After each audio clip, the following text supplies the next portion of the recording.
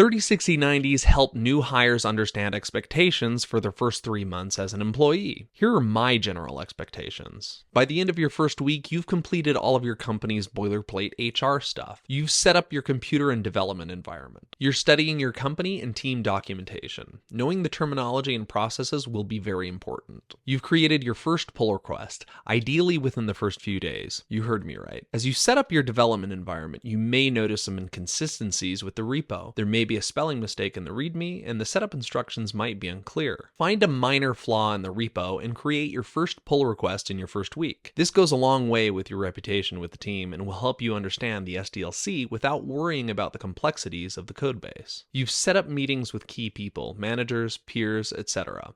Introduce yourself and get those conversations going. By the end of your second week, you're consistently asking questions in public Slack channels and communicating with the team daily. You're continuing to read your company and team documentation, furthering your understanding of the product or service your team is responsible for.